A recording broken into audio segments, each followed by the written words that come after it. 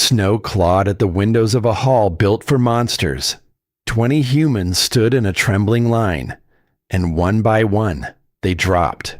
Foreheads to the freezing stone, necks bared. The old posture of surrender, learned in blood, passed down through 100 years of fear. The king came down the line like a slow tide, and every creature in that hall knew the rule. When he stops in front of you, you offer your throat. But at the very end of the line, one girl did not kneel, a scar on her collarbone, frost in her hair, a village's betrayal at her back, and a death already chosen for her. She lifted her chin and looked the most ruthless king in the realm dead in the eyes. And in a room built to break people, she said no. The snow came hard that night. It threw itself against the tall windows of Ironcrest Hall, and the colored glass broke the moonlight into shards of red and blue across the black stone floor. The air inside was thick, wet pine, cold iron, and underneath all of it, the sour, trembling smell of fear. It was the night of the tithe. Once in a long span of years, the people of the lowlands were gathered and offered up to the Lycan court.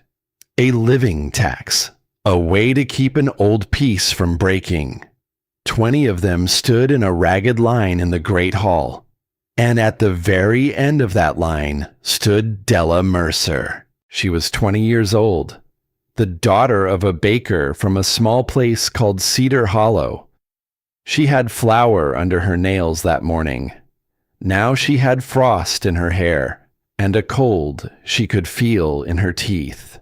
She was never meant to be here. A wealthy man had paid quiet coin to pull his own daughter out of the count, and a girl with no money and no name had been pushed in to take the empty place. That was how it worked. The ones who could buy their way free did. The ones who could not stood in lines like this. But there was something worse than poverty marking Della. High on her left collarbone sat a scar, a pale, jagged crescent, the old bite of a feral wolf, a lesser thing, an unranked beast that had come down out of the trees years ago and taken everything from her in a single night. In the eyes of the court, that scar made her ruined, damaged goods, an insult, a girl no highborn creature would ever want to claim. She had not been brought here to be chosen. She had been brought here to be thrown away. She knew it. She could feel it in the way the guards had not even bothered to look at her face. And still, she kept her chin level. The great doors at the far end of the hall groaned open, and the cold got colder. He came in slowly. He did not need to hurry. Nothing in that room could make him hurry. King Cale Thorn. He was tall in a way that made the stone pillars seem smaller, broad through the shoulders, draped in dark fur and worn leather, moving with the loose, patient grace of something that had never once in its long life been prey. His eyes caught the firelight and turned to amber. Beside him walked his commander, a hard-faced man named Bram, and a beautiful, high-born woman in pale silk, Lady Seraphine, who watched the shivering humans the way a person watches mud track across a clean floor. Down the line he came, and one by one, the humans dropped, foreheads to the freezing stone, necks bared, the old posture of complete surrender. If the king stopped in front of you, you offered your throat. If he passed, you lived one more day unseen. He was barely looking at them. That was the part that stayed with Della later. He was not cruel about it. He was something worse than cruel. He was bored. 100 years of this. 100 years of bowed heads and bared throats and people too frightened to breathe. He had stopped expecting anything from anyone. Closer now, she could feel the heat coming off him before he reached her.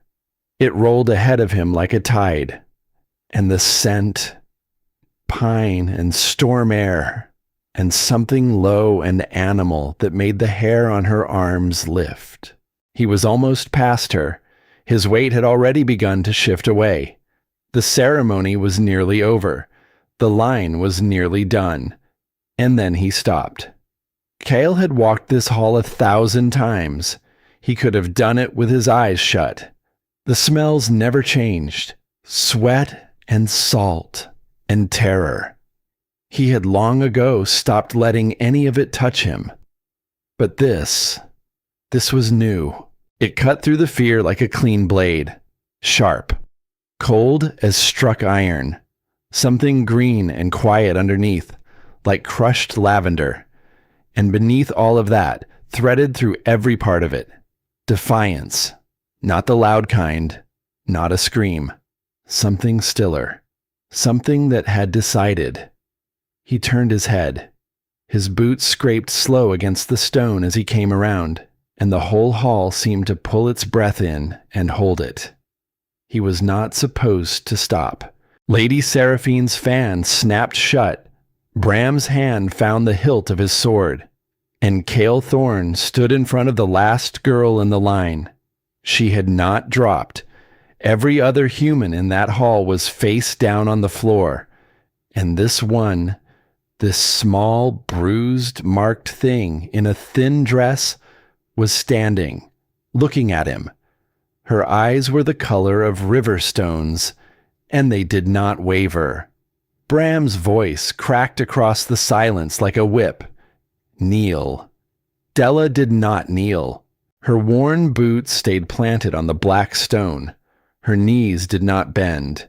She lifted her chin a fraction higher, and she let the king of the Lycans look straight into her face. Her heart was beating so hard it hurt. She was not brave. She wanted that understood, later, by anyone who asked. She was not some fearless thing. Her hands were shaking at her sides, but her father had died putting his own body between her and the beast that gave her this scar. He had died so she could stand, and she would not spit on that by folding herself onto the floor for another wolf, no matter how fine his fur or how heavy his crown. "I will not," she said. Quiet, steady, no tremor in it at all. The words rang through the dead, silent hall like a struck bell. A gasp moved through the gathered nobles. Somewhere, claws came out, eyes flashed. To refuse the king was treason. To refuse him as a marked, ruined human girl, that was not treason. That was simply a death that had not happened yet. Seraphine laughed. A bright, cruel little sound. "Tear her throat out," she said sweetly. The beast that marked her clearly left something broken in her head. Kyle did not move. He stepped closer instead. He was enormous this near. He had to lower himself toward her, bending down until his face was close to hers, until she could see the flecks of gold buried in the amber, until she could feel the low rumble living in his chest like distant thunder. He breathed her in. He brought his face close to the scar on her collarbone, closer than any decent thing should, and he drew her scent deep into his lungs. She did not flinch. That, more than the words, was what undid something in him. "You are marked by a stray," he said. His voice was low, dark, soft as velvet pulled over stone. "You were brought here to be thrown away, and yet you stand in front of me, and you tell me no." He tilted his head. "Do you have a death wish, little human?" Her breath was tight in her chest, but when she answered, her voice held, I have a life wish, she said. My life belongs to me. A wild dog took my blood once, and I lived. I will not bow to another wolf simply because he wears velvet and calls himself a king. The hall erupted. Roars climbed the vaulted ceiling. Bram's blade hissed free of its sheath, the steel bright and hungry in the firelight, and he stepped forward to take her head from her shoulders. Kale lifted one hand, just one, and the entire hall fell into a frozen, breathless stillness.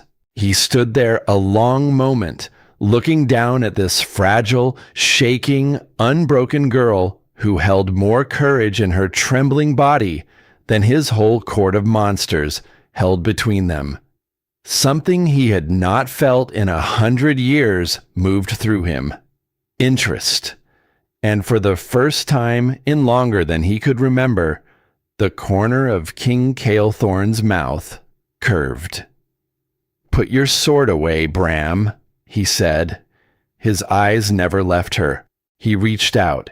His huge, scarred fingers brushed a loose strand of hair back from her face, so gently that the gesture shocked the court far more than a beheading would have. This one is not for the mines, he said. She is mine. I claim her. And the snow kept falling against the glass, while the baker's daughter and a monster king stood looking at each other across everything that was supposed to keep them apart. The room they gave her was bigger than the whole house she had grown up in. That was the first cruelty of it. Silk hung on the walls, tapestries showing old Lycan victories, wolves and banners and broken human armies, all of it stitched in gold thread that caught the firelight. A great hearth roared along one wall. The bed was soft enough to drown in, and the door locked from the outside. Della understood what it was the moment they brought her in. A cage. A prettier cage than the iron mines, with a warmer fire and softer sheets. But a cage all the same. They had carried her up past floor after floor, higher than she had ever stood in her life, to the topmost wing of the keep. The part of Ironcrest kept only for the blood of kings. The guards did not speak to her. They set her inside, and they shut the heavy door, and the iron bolt slid home with a sound she felt in her spine. Then silence. She stood in the middle of all that wealth in her thin gray dress, with frost still melting in her hair, and she did not cry. She had decided something in the great hall, when the king's fingers had brushed the hair from her face. She had decided she would not give them her fear. It was the only thing left that belonged to her. The days that followed had a strange, polished sameness to them. Women came to bathe her. They poured warm water scented with oil over her shoulders, and they were careful never to touch the scar, never to let their hands rest near that pale crescent on her collarbone, as if it might be catching. As if ruin were a thing you could pass through skin. She let them work. She watched their faces. They would not meet her eyes. They dressed her in fine wool and deep-colored velvet, gowns soft as a held breath, and they fed her food so rich it made her stomach ache after a lifetime of bread crusts and thin soup. And every evening, the same man came to lock her door. Commander Bram. He would stand in the threshold a moment with the bolt in his hand, and his eyes would go to the scar at her throat, and his lip would curl. On the third evening, he finally spoke. Do not mistake his mercy for weakness, human, he said. His voice was flat, hard, the voice of a soldier who had spent a century deciding who lived. The king is amused by your insolence, nothing more. A pup will bat at a strange beetle for a while, before he crushes it. Della stood by the iron railing of the balcony, looking out at the snow, and she did not turn around. "You are a disruption," Bram went on. "Lady Seraphine is already gathering the council against you. She means to see you gone." "Then let her," Della said. She kept her back to him. She kept her voice even. "I did not ask to be claimed.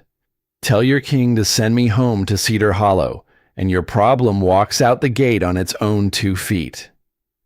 You belong to the crown now," Bram said, and he slammed the door, and the bolt slid home. And she was alone again, with the fire and the gold, and the long dark drop past the balcony. She did not eat that night either. The tray sat untouched on the silver table. Roasted bird, bright vegetables, a meal fit for the very nobles who wanted her dead. She would not be fattened up like something for a feast she did not understand. Far below her, in the cold heart of the keep, the king was not sleeping.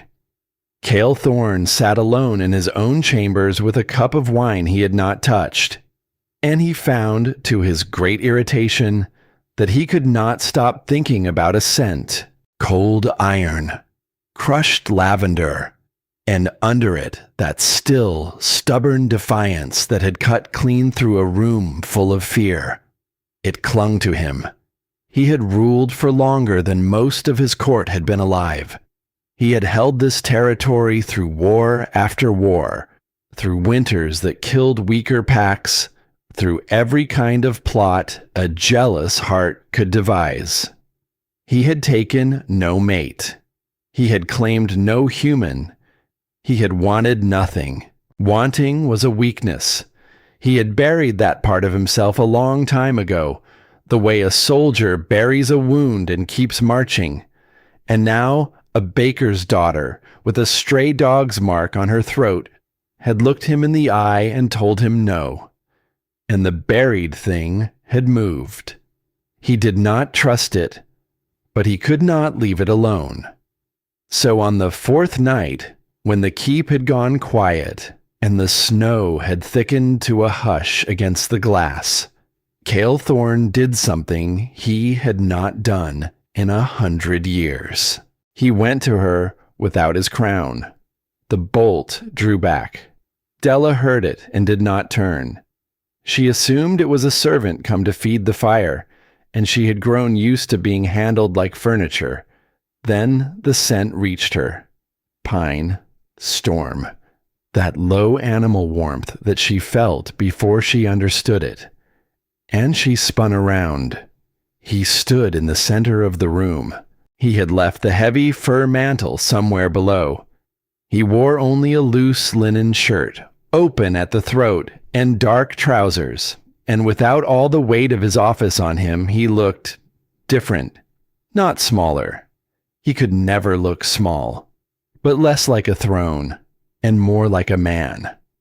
A big, scarred, dangerous man, standing in a fire-lit room, looking at her as if he were not entirely sure why he had come. "You have not eaten," he said. His eyes had gone to the cold tray on the table. Della crossed her arms over the velvet that did not feel like hers. "I would rather not be fattened for a slaughter I do not understand," she said. A low sound came out of him, almost a laugh. He walked slowly toward the hearth, putting his back to the fire, so the light moved gold along the line of his shoulders. "If I wanted you dead, Della Mercer," he said quietly, "you would not have walked out of that hall." The use of her name went through her like cold water. She had not given it to him. He had simply known it. Of course he had. "The man who paid to spare his own daughter," Cale went on, his voice even, "sold your place out from under you to fatten his purse. You have nothing waiting for you in Cedar Hollow. No home, no welcome." Only the people who watched you be taken and were glad it was you and not theirs." Della flinched. She could not help it.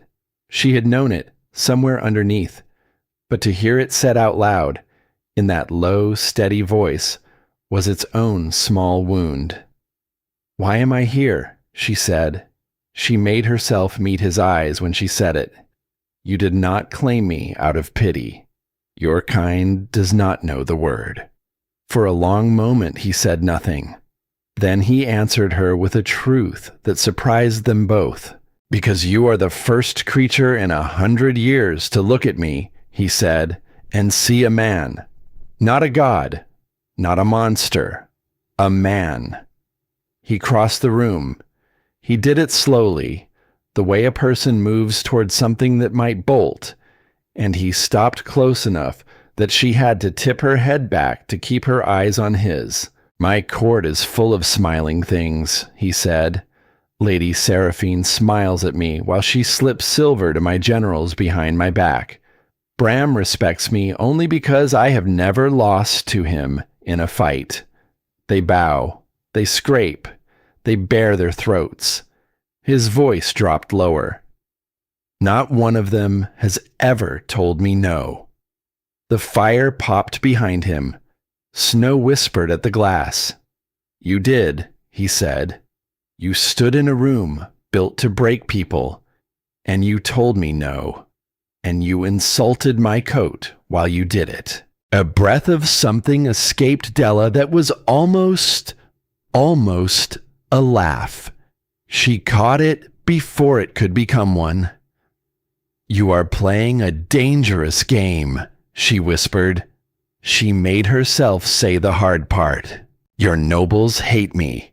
They see this." She touched the scar at her own collarbone without thinking, the way she did when she was frightened. "They see this, and they see a disease. You bring me up here, you dress me, you claim me, and you make every one of them an enemy. For what? For a girl who told you no. Let them hate it," Kale said. And then he reached out. He did it carefully. His huge hand came up between them, and the rough, warm pad of one finger touched the pale crescent on her skin. Not pressing, not taking, just resting there, light as breath, tracing the old healed edge of the bite. Della went very still. She had spent years hiding that scar, turning her shoulder away, pulling her collar up, watching people's faces change when they saw it. No one had ever touched it on purpose. No one had ever touched it like it was nothing to be ashamed of. His finger moved along it slowly. A jolt went through her, down through the center of her, sharp and warm and entirely unwelcome, and she felt her breath catch in her throat and hated that he could probably hear it. "A lesser wolf left a mark on you," he said. His voice had gone rough at the edges. "But you, Della Mercer, you left a mark on my whole kingdom, in one night, with one word." She could feel the heat of him all down her front now. She could smell the pine and the storm and the warm skin under the linen. His eyes had darkened, the amber gone deep, and they were fixed on her mouth. For Kale, the world had narrowed to almost nothing, to the small frantic pulse he could see fluttering at the side of her throat, to the warmth of her skin under his fingertip, to the way she had not pulled away, not once, when every instinct in a creature like her should have sent her running. She smelled of fear, yes. He could not pretend otherwise, but under the fear, that other thing was rising. The thing he had no business wanting. The thing that smelled like a banked fire waking up. He had not touched anyone gently in longer than he could remember. He had forgotten he knew how. He leaned down, slowly. giving her every moment to turn her head, to step back, to tell him no again the way she had in the hall.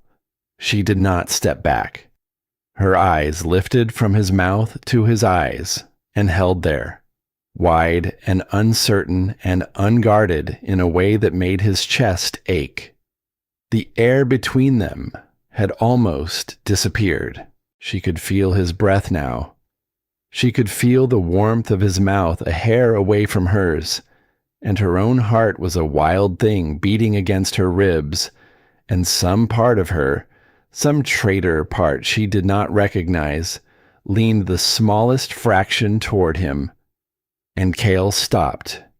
He held there, mouth a breath from hers, and did not close the last of it, because she was a prisoner in his tower, because the bolt on her door slid home from the outside every night, because whatever this was, it could not be taken, not from a girl who had nothing left in the world but the right to say no. If he took it, it would mean nothing. He had wanted nothing for 100 years. The first thing he found himself wanting.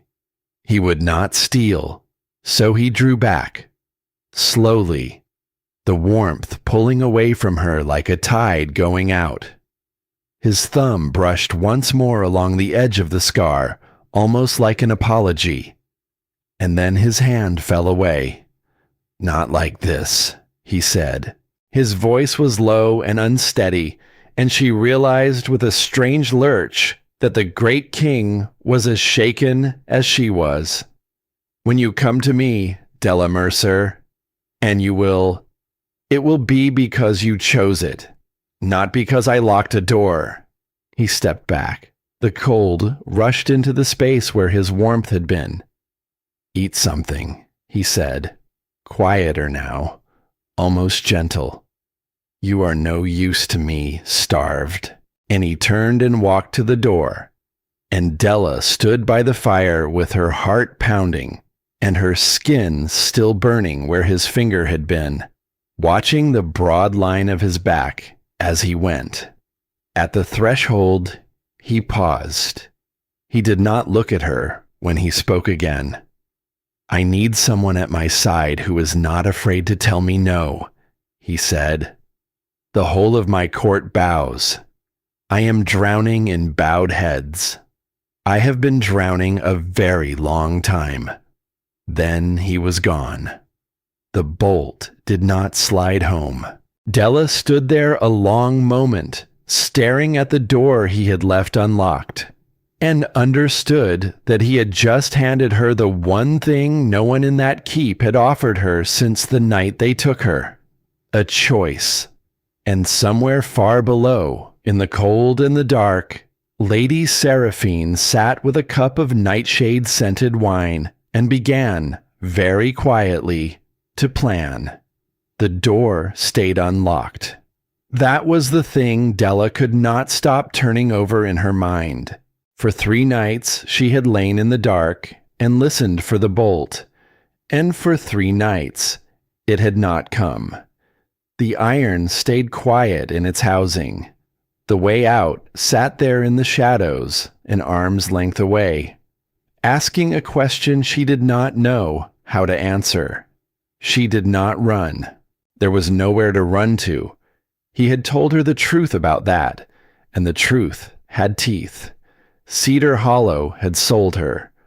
The road home led only to people who would look at her and feel that small, ugly relief of being glad it had been her and not their own. But an unlocked door changes a person. It changes the shape of the air in a room. It changes the way you stand. She began to walk. At first, only the corridor outside her door. Then the long gallery beyond it. Then, when no one stopped her, the wide cold halls of the keep itself, with their banners and their old gray stone and their endless watching eyes carved into every pillar. And as she walked, she learned.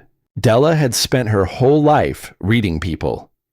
A baker's daughter learns it young, standing behind a counter, watching the town file past, who counts their coins twice, who is generous only when others are looking, who smiles with the mouth while the eyes stay flat and cold.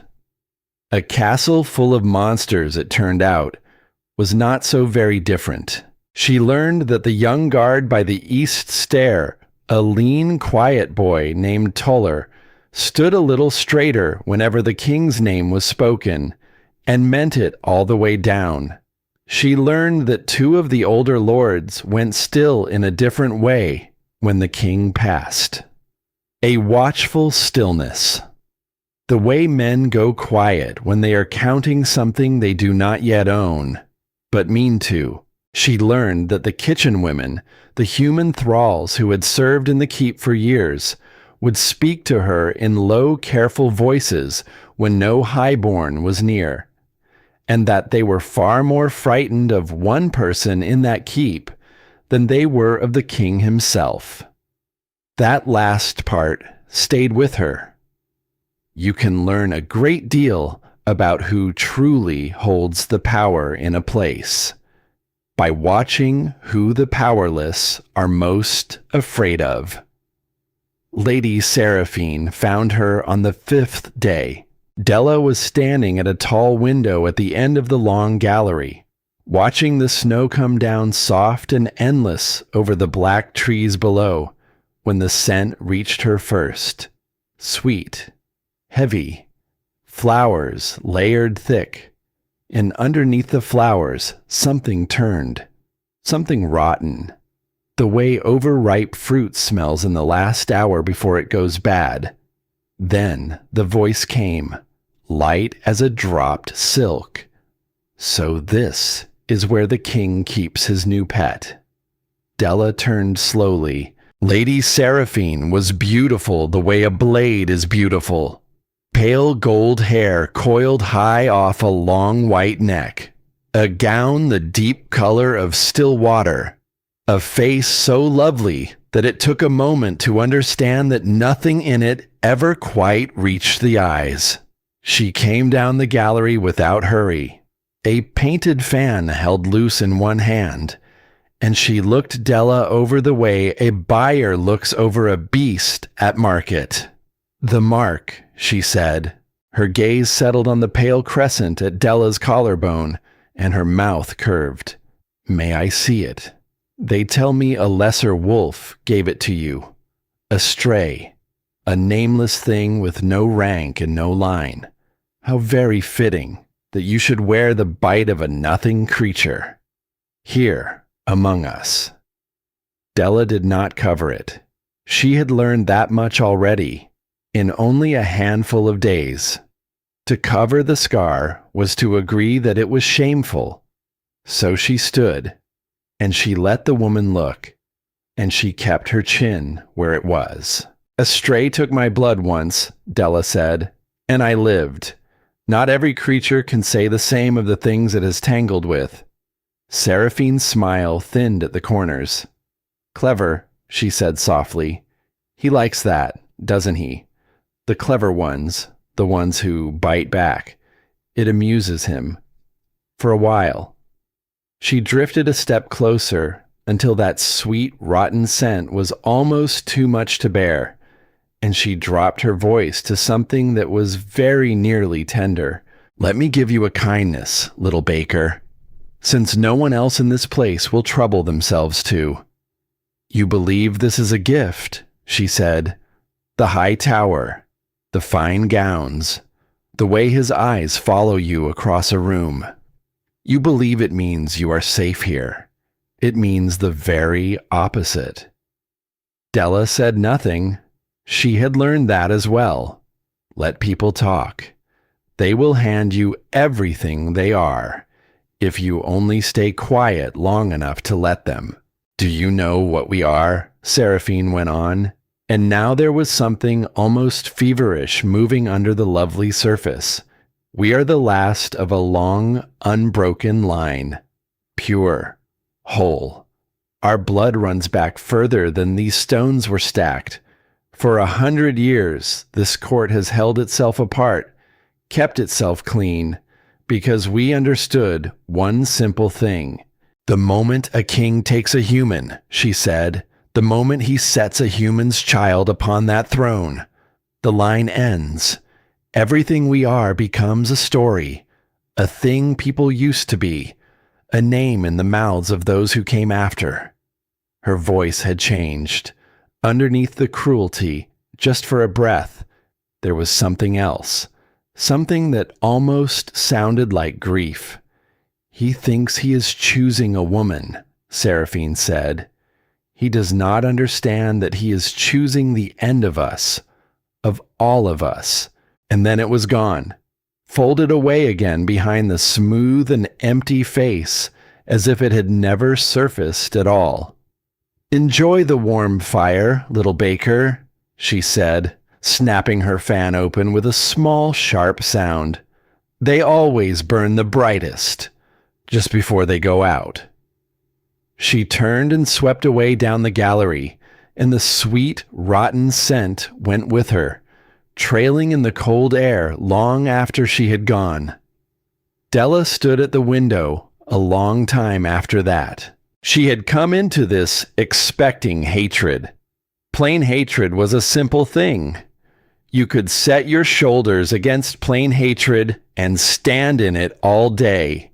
What she had not expected was to understand the woman a little. Seraphine was not a monster who wanted in her heart to be cruel. She was something far more dangerous than that. She was a creature who believed all the way to the bone that she was protecting something precious. That belief made her patient. That belief made her willing to do almost anything at all. A person who only hates you wants you gone from the room. A person who has decided you are the end of everything they love wants you erased from the world. Cale found Della on the high battlement that evening, where she had gone to stand alone in the cold and turn it all over in her mind. He did not announce himself. He never did. She simply felt the warmth of him arrive at her back, and the storm and pine of him fold over the sharp, clean smell of the snow, and she knew without turning that he was there. "You met Seraphine," he said. It was not a question. "The whole north wing reeks of her," he added, "like a garden someone left to rot behind a locked gate." Della almost smiled in spite of herself. "She told me I am the end of your kind," she said. "And she did not say it the way you say a threat. She said it the way you speak of something you are already mourning." Cale was quiet a moment. "She is not wrong," he said. That surprised her enough to turn around.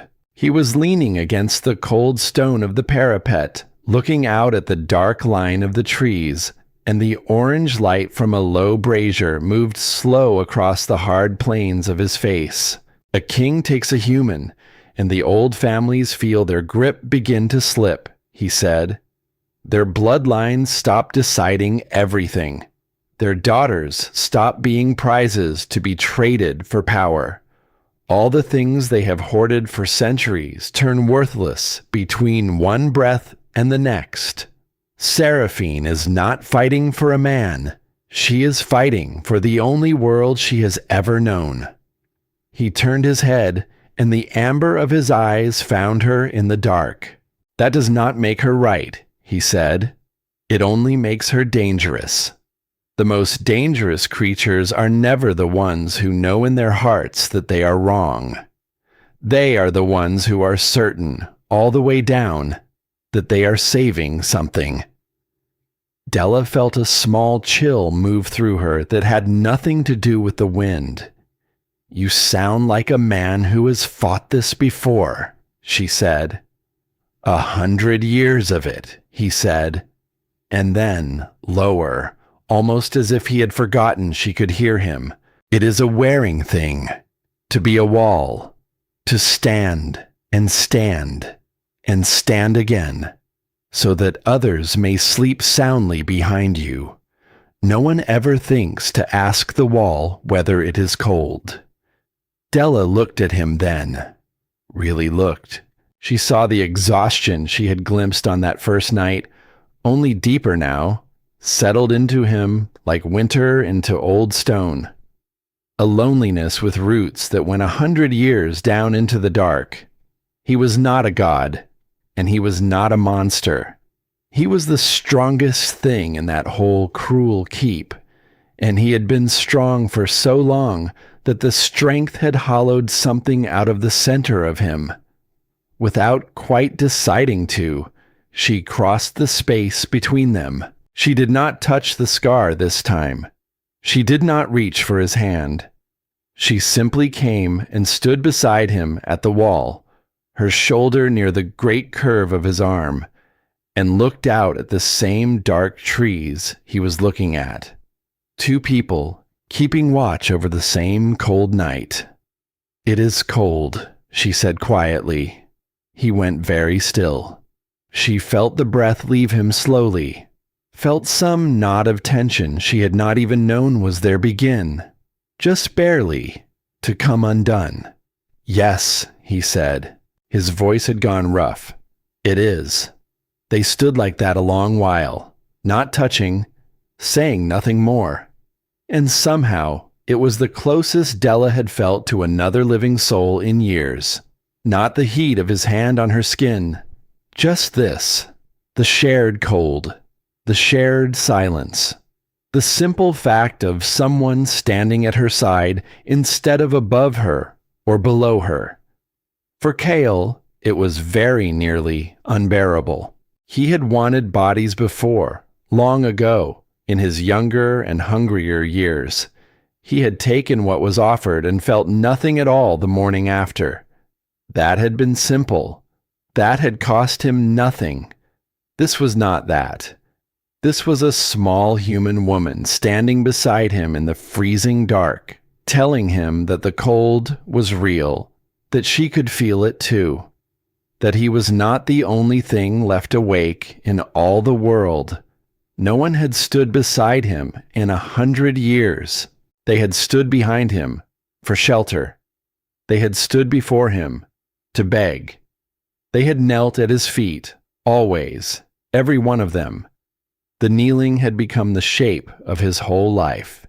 She stood beside him, and the buried thing in his chest, the wanting he had spent a century pretending was good and dead, opened its eyes the rest of the way.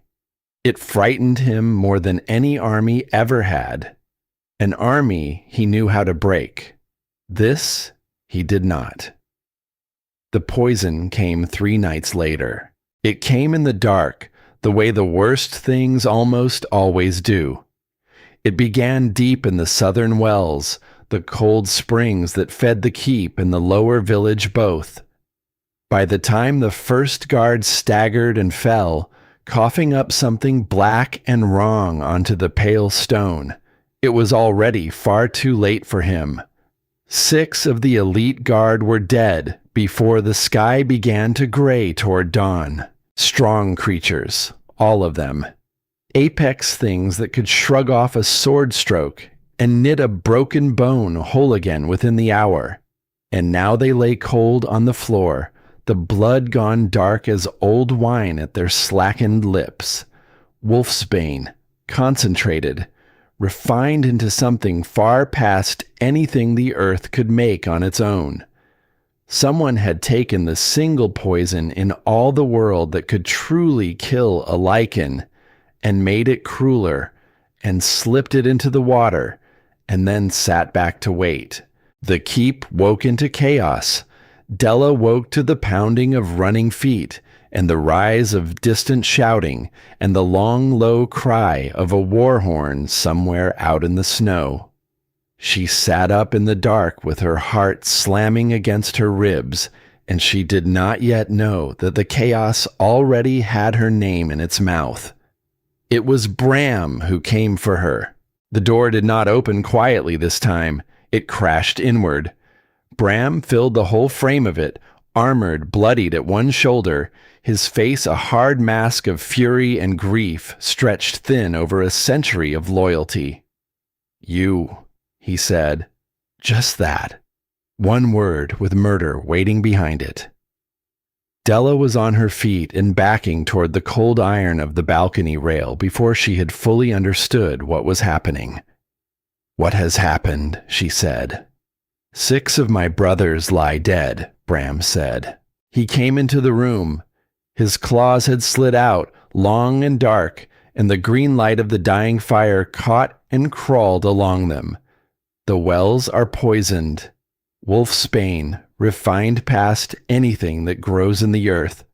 The kind of work that takes coin and patience, and a chemist with no soul left to bargain with."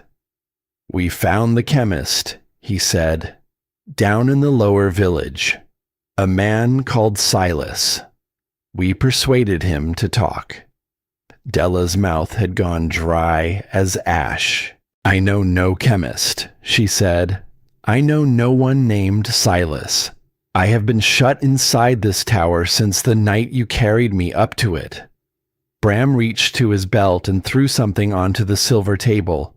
It landed with a small, heavy ring. A coin. She stared at it without understanding. Old silver. A mark stamped deep into the face of it that she knew at once, that she had handled 1,000 times across her father's worn counter. The Mint of Cedar Hollow. "The chemist was paid in coin from your village," Bram said, "and he was given a name. The name of the woman who hired him to brew the poison that killed my brothers." He took another step toward her, and his voice dropped into something terrible and almost gentle. "He named you," he said, "Della Mercer." The whole room seemed to tilt beneath her. She had never spoken to a chemist. She had never bought a grain of poison in her life. She had been a prisoner behind a bolted door for days.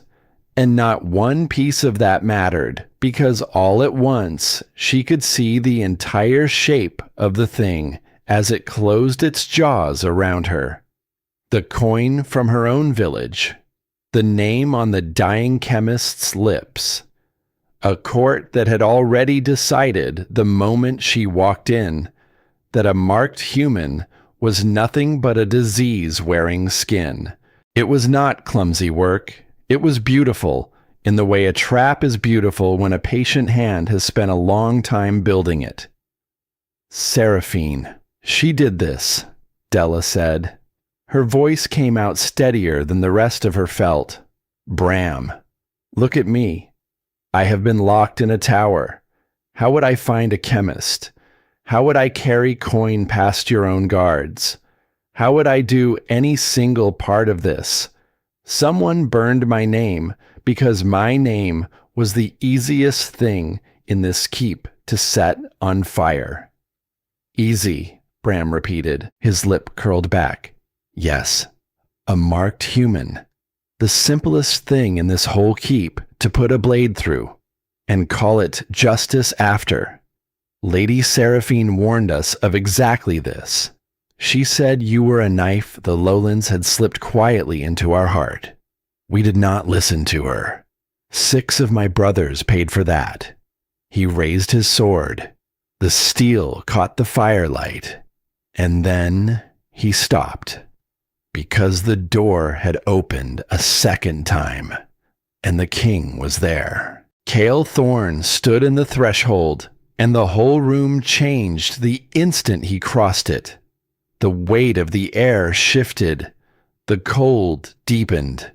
He was not wearing the man Della had stood beside on the battlement, the tired one, the one who had let her see the loneliness in him. He was wearing the king. His eyes had gone to full amber, luminous and cold as winter moonlight, and his gaze moved slow from the drawn blade to the silver coin on the table, to the small marked woman pressed back against the rail with nowhere left in the world to go. "What is this?" he said. His voice was very soft. That was the most frightening part of it. The wells, Bram said. He did not lower the blade. 6 dead, sire. The chemist named her with his own mouth. The coin is from her village. The council is already gathering below, and they want her head before the rot can spread further. And sire, I cannot tell you they are wrong to want it. Cale looked at Della. For one long, endless moment, she could read nothing at all in his face. The man who had stood beside her in the cold, who had spoken to her about being a wall no one ever asks after, who had pulled back from her mouth because he would not take what had not been freely offered. That man was gone now, somewhere behind the amber, and every eye in the room, every claw, every blade had turned toward her and was waiting, breath held, to see what the king would do. Out beyond the walls, the war horn sounded again across the snow, and below them, in the great hall, the whole court had begun to howl for the death of Della Mercer. The howling rose up through the floor like something alive. Della could hear it even here in the high tower. The whole court below gathered in the great hall, 100 throats calling for her blood.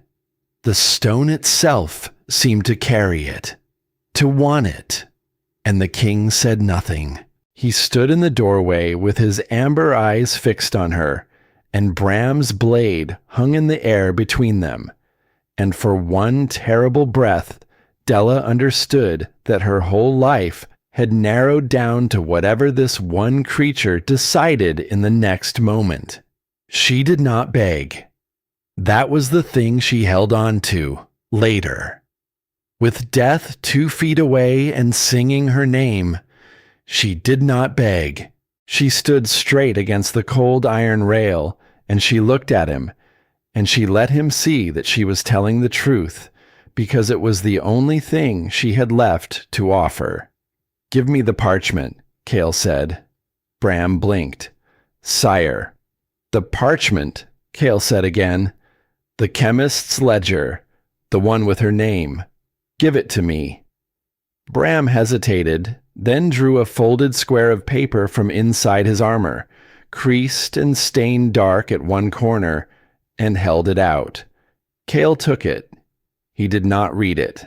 He brought it to his face, and he breathed it in. Della watched him do it and did not understand at first. The whole room went silent around the slow draw of his breath. He closed his eyes. He inhaled again, deeper, drawing the scent of the paper all the way down into his lungs, the way a man tastes a wine he suspects has been poisoned. A Lycan's nose, Della would learn, was more honest than any written word. "Tell me," Cale said. His eyes were still closed. His voice was very quiet, very even. "What does a baker's daughter smell of, Bram?" Bram frowned. "Sire, this is not the time for—" "Answer me." Bram's jaw worked. "I do not know," he said. "Bread. Flour. The human girl smell." "Cold iron," Cale said, "and lavender. Crushed lavender, green and faint, under everything. That is her. That is the scent she carried into my hall, the night she refused to kneel. I have not been able to get it out of my head since." He opened his eyes. "There is no cold iron on this paper," he said. "There is no lavender. There is no trace of Della Mercer anywhere upon it at all." He turned the parchment slowly in his great scarred fingers. "There is only this," he said.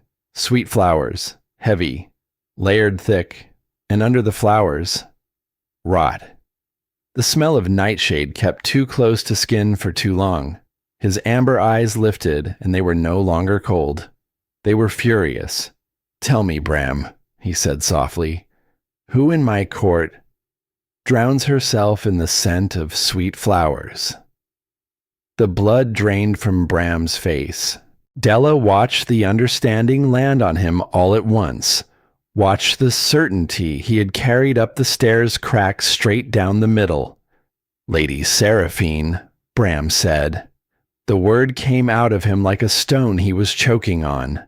"But sire, the coin, the village mint, the name spoken aloud. The council is already—" "The council," Cale said, "is being played like a string instrument by a woman who has wanted my throne for 50 years. The coin proves only that someone went to the trouble of buying coin from Cedar Hollow. The name proves only that someone wanted a name that would burn easily. And they chose hers, because a marked human is the easiest fire in this whole keep to light." He let the parchment fall to the silver table beside the coin. "Lower your blade, Bram," he said. "You very nearly cut down the one innocent thing in this room." For a long moment, Bram did not move. Then, slowly, the sword came down. Della let out a breath she had not known she was holding, and her knees nearly went with it, and she pressed one hand flat against the cold iron rail to keep herself standing. For Cale, the rage was a living thing. It had been a very long time since anything had touched the deep, cold center of him. He had ruled with that cold. It had kept him alive through 100 years of plots and knives and smiling enemies. But standing in that firelit room, smelling the careful, patient cruelty soaked into that parchment, smelling how close someone had come to making him kill the first person in a century who had stood beside him instead of beneath him. The cold cracked, and under it was something molten. He had almost lost her, to a lie, to a perfume and a coin and the easy old hatred of his own court. The thought of it opened a pit in his chest he had not known was there. He looked at Della, white and shaking and still on her feet, and he wanted, very badly, to cross the room and gather her up and put himself between her and the entire world. "So go and do that," the king in him said. "Hide her. Lock the door. Protect her." He took a step toward her to do exactly that, and Della lifted her chin and said, "No, not no to him. No to being saved." "I will not hide," she said. Cale stopped. "You have proven I did not poison your wells," she said, and her voice was steadier now, gathering strength as she spoke. "To you, with your nose, in a locked room, while 100 creatures downstairs still want me dead. If you walk out there and tell them their king smelled the truth on a piece of paper, do you know what they will hear? They will hear that you are protecting your pet," she said. "They will hear that you covered for a murderer because she shares your bed. Seraphine has already written that story for them. All you would be doing is reading her lines." Cale stared at her. "What would you have me do?" he said slowly. Della pushed off from the rail and stood on her own. "Take me to the chemist," she said, "to Silas. Let me stand in front of him. Let me ask him the questions, with my own voice, where your court can see. If the truth is going to clear my name, then let it be my name that clears it, not yours." The room went very still. Bram looked at her as if she had grown a second head, a human, a prisoner, a marked thing who, an hour ago, had a blade at her throat, volunteering to walk down into the dark heart of the keep, into the dungeons full of grief and fury, to question the man whose dying word had nearly killed her. "You are not afraid," Bram said. It was not quite a question. "I am very afraid," Della said. "That is not the same as being willing to hide." Something moved across Cale's face that she could not name. It was not the wanting she had seen on the battlement. It was deeper than that, and stranger. It was the look of a creature who had spent 100 years carrying everything alone, discovering all at once that he did not have to. "Very well," he said, and his voice had changed. The rage had folded itself away into something cold and precise and useful. "Bram, seal the great hall. No one leaves. Tell the council the king is gathering evidence with his own hands, and that any creature who tries to act before he returns will answer to him for it." He turned to Della, and for just a moment, the king fell away, and the man looked at her. "Stay close to me," he said, not as a command this time, as something else. The dungeons beneath the keep were a cold, wet labyrinth, the air thick with the smell of fear and iron and old water dripping endlessly down black stone. Silas hung in chains in a cell at the far end of it. He was a small man, frail, his thin hair stuck to his skull with sweat, his face already broken by whatever Bram's people had done to him before the king arrived. When Cale stepped into the cell, the temperature seemed to fall, and Silas flinched away from him like a beaten dog. Cale did not shout. That was what Della noticed. The quiet fury of him was so much worse than shouting. He looked at the chemist for a long moment. Then he stepped back, and he gestured to Della. "Ask him," he said. So she did. She came and knelt down in front of the broken man, close enough that he could see her face. And she made her voice gentle, the way she had once gentled frightened children who came into the bakery in winter. "Silas," she said, "my name is Della Mercer. You told them I am the one who hired you. Look at me. Have you ever seen my face before in your life?" Silas stared at her, his eyes wet and red-rimmed. "No," he whispered. The word fell into the cold, like a stone into a well. "No," he said again, louder, as if hearing himself say it had freed something. "No, I never saw your face. She wore a cloak, a heavy one. She kept the hood up the whole time. I never saw her. I swear it. I only had the name she gave me." "And she gave you my name," Della said. "She said her name was Della Mercer," the chemist sobbed. "She said the king had claimed her. She said she needed the wolfsbane to protect herself from his enemies. She paid in old silver, village coin. I asked no questions. The coin was good. I had children too." He broke off, weeping. Della stayed very still. "The woman who came to you," she said softly. "The one in the cloak. You could not see her face, but you were close to her. You took the coin from her hand. She leaned in." "What did she smell of, Silas?" The chemist went quiet, and in the quiet, Della felt the king go absolutely still behind her, and she understood that he had seen what she was doing, and that it was working. "Flowers," Silas said slowly. "Sweet flowers. So strong it sat in the back of my throat. I remember thinking it strange. A woman wearing so much scent to buy poison in a back room, like she was hiding something under it. Like rot," Della said. "Disguised as perfume."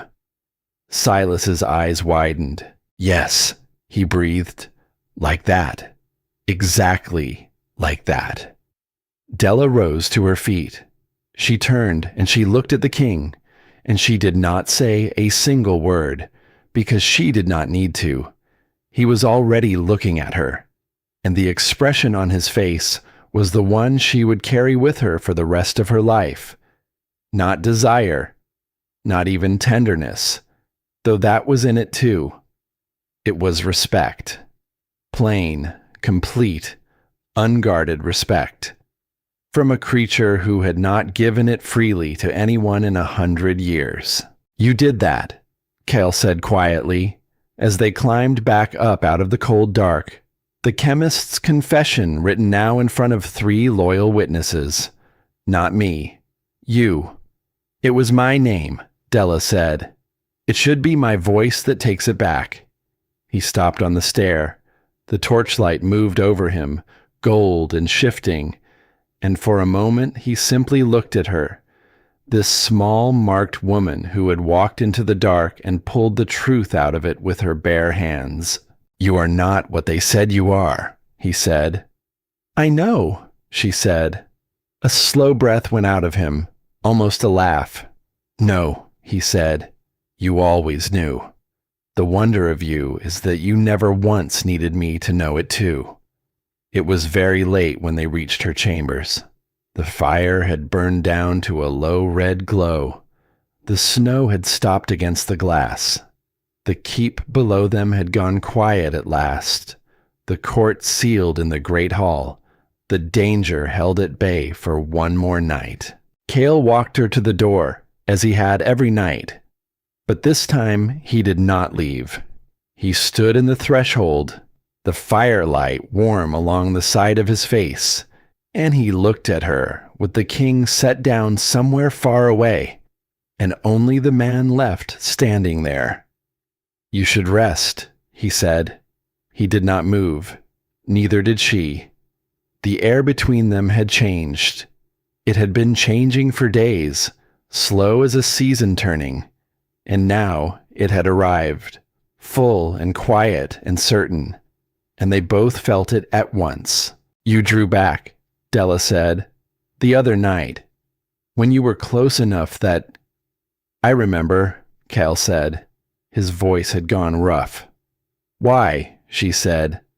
"Because the door was locked," he said.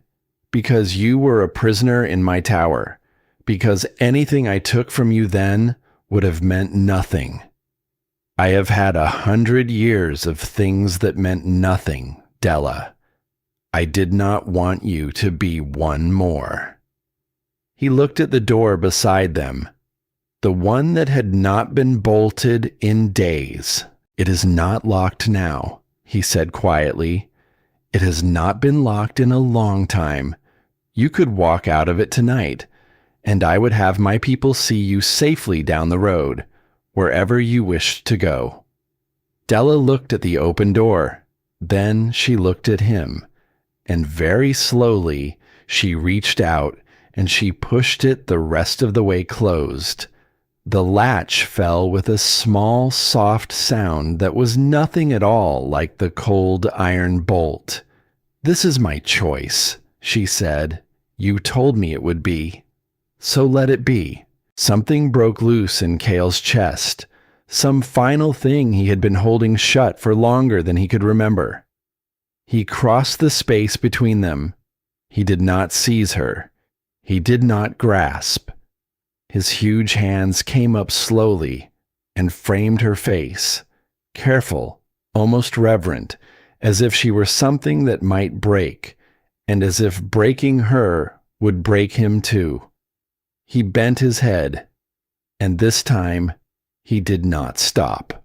The kiss was nothing like she had braced herself for. It was not the hunger of a predator. It was slow and deep and aching. The kiss of a creature who had been starving so long he had forgotten what food was, and had just remembered. His thumb traced the line of her cheekbone. His scent folded all around her, pine and storm and warm skin, and she breathed it in and felt it settle into her like something she had been missing her whole life without knowing. When his mouth left hers, it did not go far. It found the curve of her jaw, the soft place beneath her ear. And then, slowly, deliberately, it found the pale crescent scar at her collarbone, the mark the whole world had called shameful, and he pressed his lips to it as gently as a vow. Della's breath caught on something that was almost a sob. No one had ever touched that scar with anything but pity, or disgust, or careful avoidance. He touched it like it was beautiful. For Cale, the world had gone down to almost nothing at all, to the warmth of her under his hands, to the wild flutter of her pulse against his mouth, to the impossible, unearned gift of a woman who had chosen this, chosen him, with the door standing unlocked behind her and the whole road home laid open at her feet. She had stayed. She had pushed the door shut with her own hand. In 100 years of being knelt to and feared and used, no one had ever simply chosen him. Not the throne, not the power, not the protection. Him. "You are trembling," she whispered against his throat. "So are you," he said. "Yes," she said. She drew back just far enough to look up at him, into the amber eyes gone deep and dark and human all at once. "But not," she said, "because I am afraid." And the fire burned low, and the snow held off, and the great king of the Lycans and the marked girl from Cedar Hollow came together at last in the warm dark, not as captor and captive, not as monster and prey, but as two creatures who had spent their whole lives unseen, finally being seen. Far below, in the sealed and silent keep, something was already moving.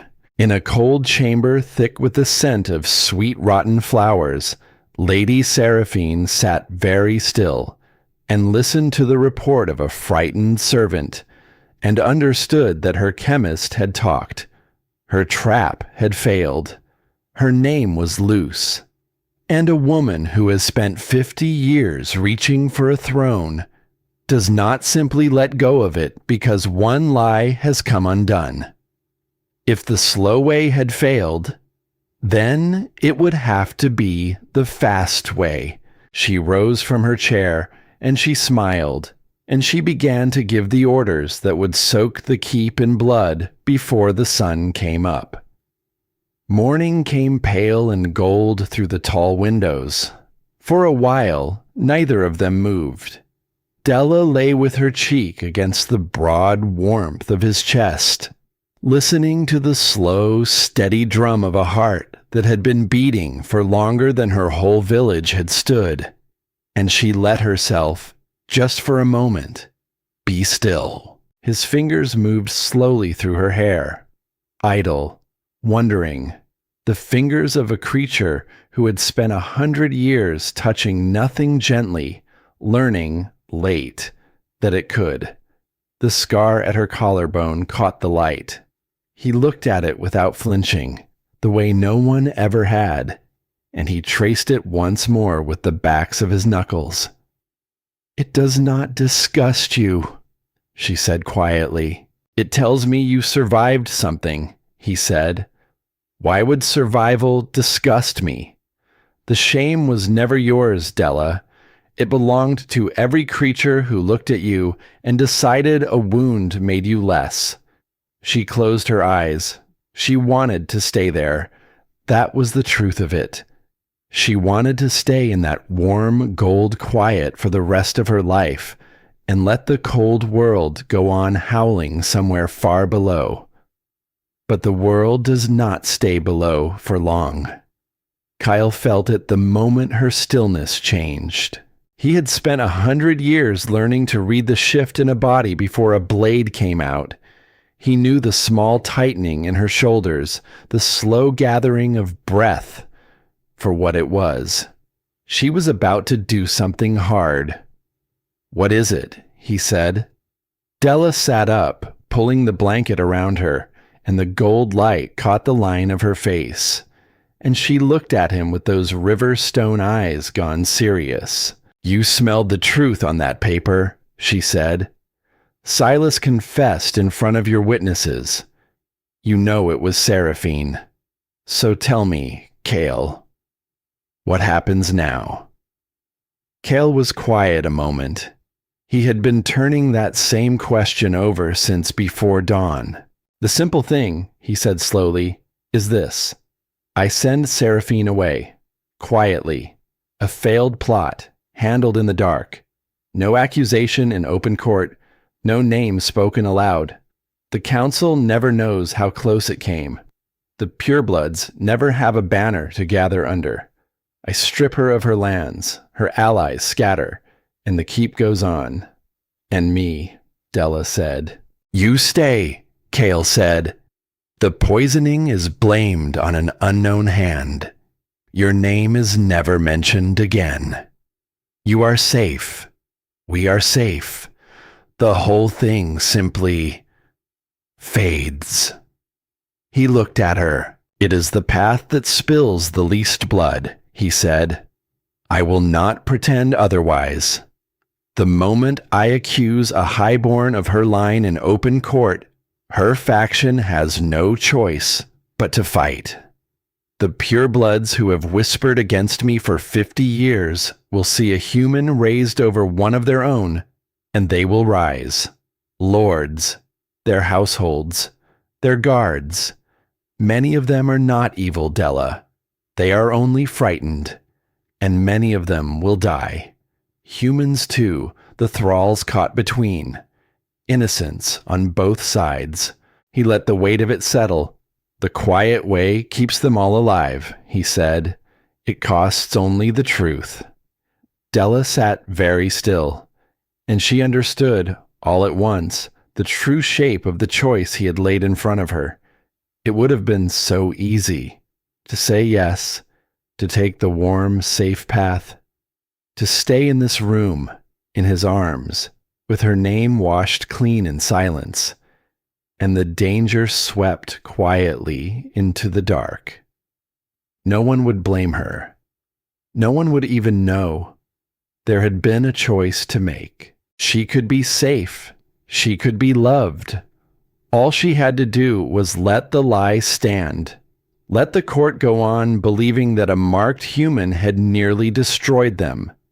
Let the prejudice that had nearly gotten her killed stay exactly where it was, polished and intact, ready for the next girl with a scar, and no money and no name. Let Seraphine slip away into a comfortable exile, her cruelty never spoken aloud, free to whisper her poison from somewhere new. Let the truth stay buried, so that she could stay safe. And Della thought of her father. She thought of him stepping between her and the beast in the dark, with nothing in his hands, knowing what it would cost. She thought of how he had not weighed it, how he had not asked whether it was the path that spilled the least blood. He had only known that some things you do not let happen, no matter what they take from you. He had died so that she could stand, and here she was, being offered a warm bed and a closed mouth, and the price was only that she sit back down. No, Della said. Kyle went still. I will not let it be hidden, she said. Her voice was quiet, but it did not shake. If you send her away in the dark, Kale, then the lie wins. Every creature in this keep goes on believing a marked human nearly murdered them all. The next girl they drag in with a scar on her throat, they will look at her and remember the poisoner. And they will be a little quicker with the blade. You will have saved me and damned all of them. She leaned toward him. A wound made me lessen their eyes, she said. You said it yourself this morning, that the shame was never mine. Then let me make them say it out loud, in open court. Let them look at the truth and know it was never the human. Let them choke on it. But the blood, Kale said softly, the innocents, the frightened lords, you understand what you are asking for. I understand exactly what I am asking for, Della said. And it is the hardest thing I have ever chosen. But silence is not peace, Kale. Silence is just the lie wearing a quiet face. My father did not die so I could buy my own safety with everyone else's truth. She held his gaze. If telling the truth costs blood, she said, then let the blood be on the one who built the lie, not on the one brave enough to name it. For a long moment, Cale did not speak. He looked at her, this small, marked woman, wrapped in a blanket in the morning light, who had just turned down safety and love and a quiet life. Because the truth deserved a voice, and she had decided to be the one to give it. In 100 years, he had stood as the wall. He had never once met someone willing to stand in front of it. Something moved in his chest that was bigger than the wanting, bigger than the tenderness. It was a kind of awe, the kind a creature feels when it realizes it has met not a weaker thing to protect, but an equal to stand beside. Then we do it your way, he said. His voice had gone low and certain. Open court, the truth spoken aloud. And whatever rises, we meet it together. The assassins came that night. Seraphine, it turned out, had not waited to see which way the king would choose. She had already chosen the fast way. Della was alone when they came. Cale had gone to wake his loyal commanders, to ready the keep for the reckoning at dawn, and she had stayed in the high chamber with the fire burning low and the snow holding its breath outside. She heard the scratching first. A thin, careful sound at the heavy door. Not a knock. A scrape. The sound of something working at the lock from the wrong side. Della rose. She did not scream. She had learned, a long time ago, that screaming only tells the dark exactly where you are. She looked around the room for a weapon, and her eyes went past the silver tray, too heavy, too clumsy, and landed on the iron poker leaning by the hearth. She wrapped her hand around it.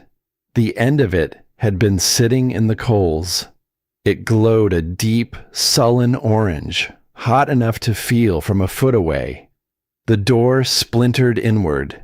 3 of them came through, fully shifted, monstrous and huge, fur-matted, their eyes glowing a sickly, unnatural green, the green of creatures who had dulled their own pain with the very wolfsbane they had used to poison the wells. It masked their scent. It made them harder to stop.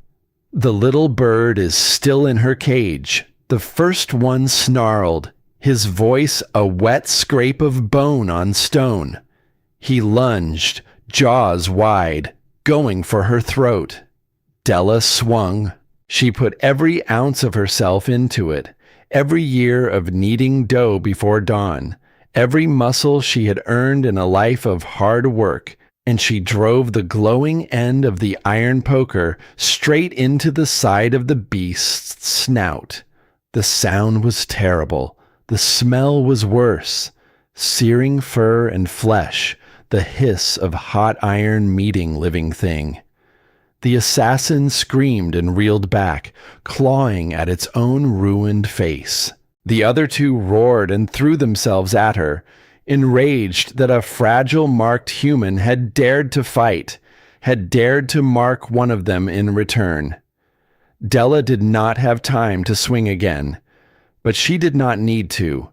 The balcony glass exploded inward in a storm of glittering shards, and the night came roaring through it. Kyle hit the room like a falling star. He had heard, somehow, across the whole cold keep, he had heard, and he had come. And he came as the thing he truly was when everything gentle was stripped away. He took the 2 assassins out of the air mid-leap. The first he ended before it touched the ground, a single brutal motion, a sickening crunch. The great body tossed aside like something weightless. The second raked its claws across his shoulder, opening a deep, dark line, and he did not so much as slow. He caught it by the throat, lifted it clean off the floor, and crushed the life out of it in a spray of dark blood. The one Della had burned tried to flee. It did not get far, and then the room was silent, save for the crackle of the low fire and the heavy heave of the king's breathing. He turned to her. His eyes were blazing amber, his shoulder running dark, his chest rising and falling like a bellows. "Are you hurt?" he demanded. "No," Della said. Her voice was remarkably steady. She looked down at the iron poker still gripped in her white-knuckled hand, the end of it streaked and smoking, and she let it fall. It clattered against the stone. She had not waited to be saved. She had marked one of them before he ever came through that window. She had fought, and some small, fierce thing in her chest, something that had been beaten down her whole life and told it was less, lifted its head and understood that she was not less. She never had been. She crossed to him, ignoring the carnage, ignoring the blood, and pressed her clean hand flat against the uninjured side of his chest. "You are bleeding," she said. "It will heal," he said. His eyes had begun to cool, the amber receding into the warm human brown she had come to know. "This was not the slow way," Della said. "She did not poison anyone tonight. She sent killers to my door." "No," Cale agreed grimly. "She has stopped pretending, which means she is finished waiting. The fast way has begun."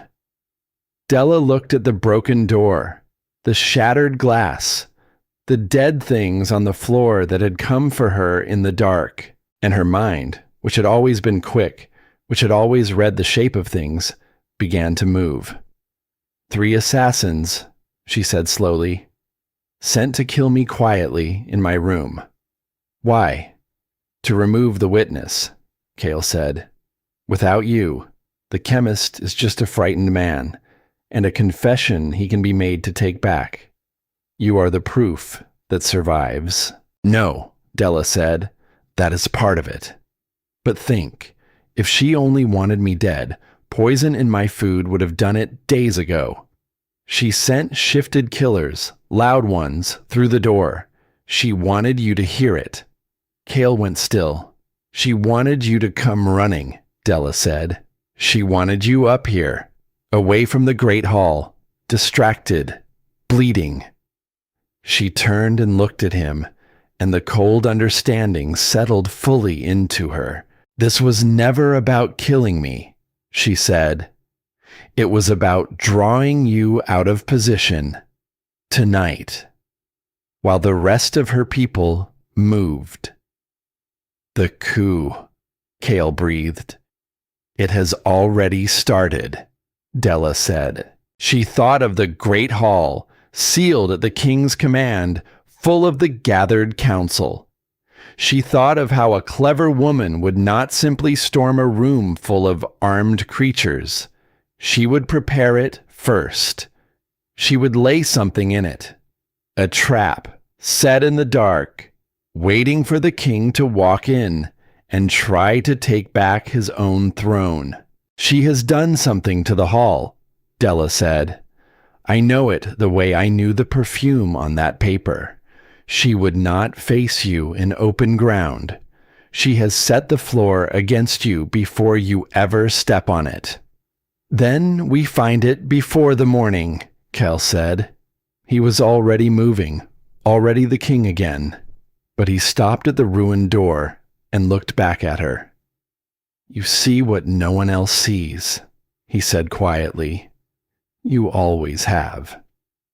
Della picked the iron poker back up off the floor. "Then let us go and see," she said, "what she has built in the dark." And together, the wounded king and the marked girl who had refused twice now to be saved went down into the cold to find the trap before it could spring. The great hall was dark when they reached it. Sealed at the king's own command, the council shut inside it for the night, the heavy doors guarded by creatures Kale still trusted. But Della did not go in through the doors. She knew better now. A clever woman does not lay her trap where the king will be looking. She lays it where his eyes have stopped looking 100 years ago. So they came in through the servants' way. The narrow stone passage the thralls used, the one no highborn had walked in living memory. And they came with no torches. Only the thin gray light that crept in high through the stained glass, painting faint broken colors across the floor. "Show me," Kale breathed. "Be quiet," Della whispered back. "And do not move until I say." She went down on her hands and knees at the foot of the dais. This was where a king would walk. This was the path to the throne, the steps he would climb to face whoever dared to sit where he sat. If Seraphine wanted him dead in his own hall, she would want him dead here, in front of everyone, struck down on his own steps like a lesson. Della ran her fingers along the cold stone, slow, light. The way she had learned to find a single hair fallen into the dough, the way her hands knew things her eyes could miss. And there it was, a wire, thin as a thread, dark as the shadow it hid in, strung taut across the second step at exactly the height a long stride would catch it. She followed it with one fingertip, barely breathing, to where it disappeared into a seam in the wall. She did not pull it. She leaned close instead, and she smelled it. And under the cold stone and the old smoke, there was the faint, sharp tang of oiled steel, waiting. "Crossbows," she whispered, "hidden in the wall. Silver-tipped, I would wager my life on it. One stride across this step, and they fire into whoever is climbing toward the throne." Cal crouched beside her, his amber eyes following the line of the wire she could barely see. "You found it in the dark," he said quietly. "With your hands." "A baker's hands," she said. "Miss nothing." He looked at her a long moment. "We cut it," he said. "We disarm it now, while she sleeps, and her great trap fires into an empty room." "No," Della said. She caught his wrist before he could reach for it. "If we cut it," she said, "she finds it cut. And she simply builds another, somewhere we have not thought to look. We do not take the trap away, Kyle. We leave it exactly where it is." She looked up at him. "We let her keep believing it is still waiting. And when the hall is full, and every lord is watching, we turn the thing she built in the dark into the very thing that hangs her." Dawn came the color of cold ash. It did not wait for the king. Seraphine, it seemed, had decided the night had run long enough. With her assassins dead in the high tower and her chemist confessed, she had nothing left to lose by waiting, and everything to gain by moving before the truth could be spoken in open court. So she moved. The war horn sounded again, but this time it was not Kyle's. It came from the south wing, from the gathered households of the pureblood lords, the ones who had whispered against a human queen for 50 years, and now had a banner to gather under at last. They came armed.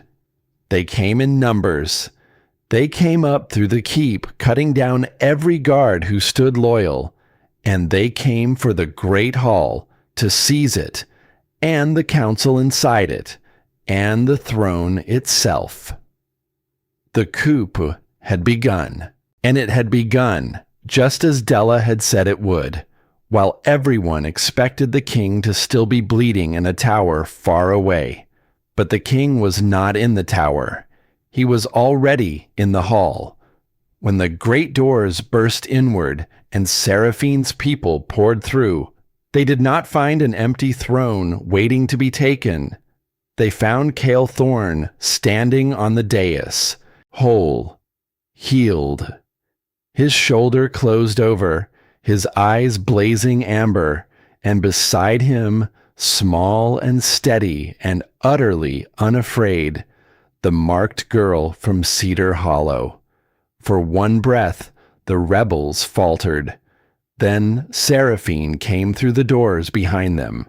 She had dressed for a coronation, pale gold and deep water blue, her hair coiled high, a slender silver dagger held loose in one hand.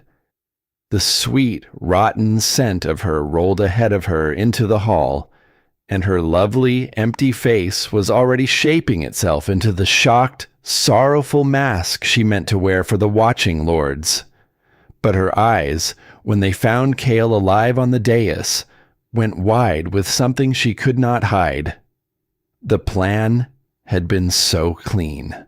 Cale lured to the tower, Cale bleeding, distracted, late. Cale storming into the hall in a rage, climbing the steps toward her, catching the wire, falling under a hail of silver before he could speak a single word. And she, standing horrified above his body, the only highborn left untouched, the obvious and grieving choice to take the throne and save them all from the human disease he had led into their midst. It had been beautiful, and he was standing on her dais, healed, looking at her with the calm of a creature who already knew everything. "Della," Seraphine breathed. Her gaze cut to the girl at the king's side.